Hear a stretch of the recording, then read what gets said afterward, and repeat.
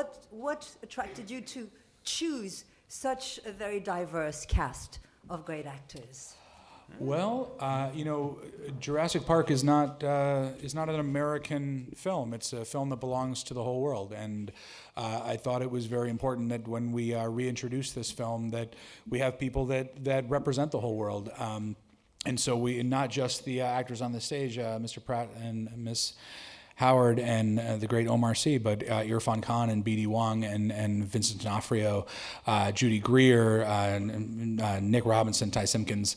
This whole cast, everybody has a moment. Everybody gets to be a true character and have an identity. And I think we really get to see into the souls of all these people. Qu'est-ce que représente le premier Jurassic Park pour vous et voilà, commencer d'intégrer la suite? I think what was most important to me was to not be derivative and to not just make a carbon copy of a movie that I loved. I think it's kind of the third rail of anyone in my generation because we love those movies so much.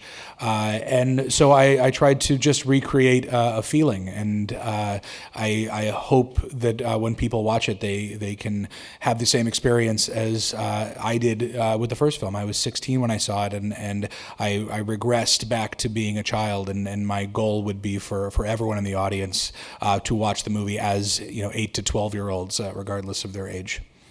Do you remember how you felt when you first saw Jurassic Park? Shell-shocked, basically, and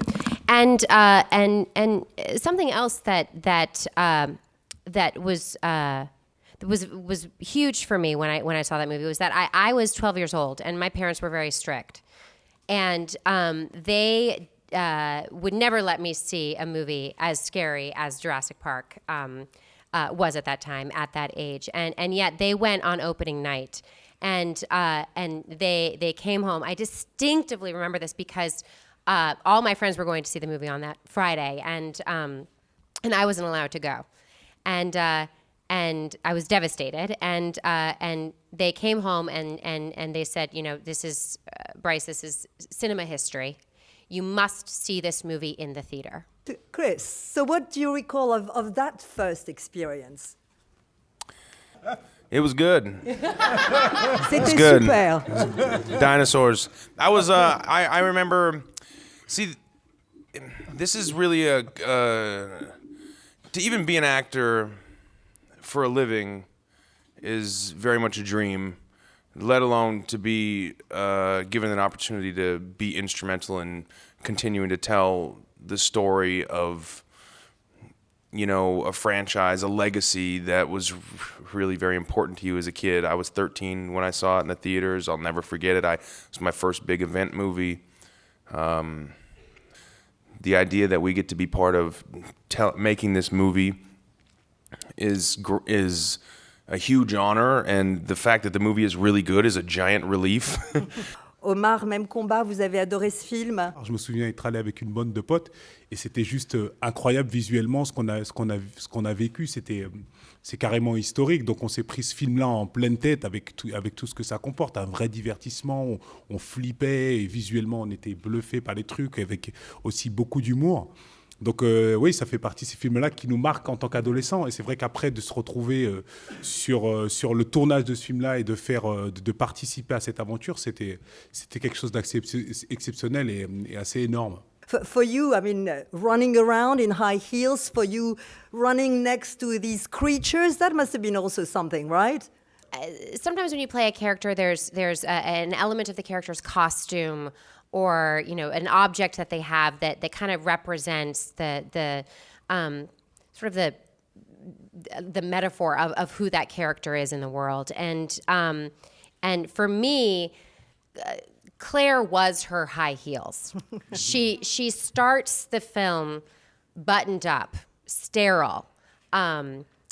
She's an individual who has in the quest for profit has compromised her own humanity. And as the story evolves, so does she. And she goes out into the jungle, and her white clothes get muddy, and and ripped up, and she gets bruised, and she's filthy, and she's sweaty, but girlfriend does not take off her heels. Do you feel that these dinosaurs also represent the animal part of us? One of the nice things about this movie is the human relationships that exist, and I think that's really important for any story. You can have spectacular dinosaurs all around you, but I think it's the human story that makes that it really drew me into this movie, and part of that human story is my character Owen trying to draw the animal out of Claire. You know, she's I want, you know, and at some point the whole situation does draw the animal out of her, and she goes down to that fight or flight mentality, and well, if you've seen the film, you know she does something very heroic and animalistic and incredibly sexy, and that leads to this kind of awesome and unexpected romantic moment between Owen and Claire. So it's nice that, you know, Owen has very much a respect for the natural order of things and where he fits in the food chain, and he sees us all as just animals. And Claire's a little more reserved, and so he likes it when she turns into an animal.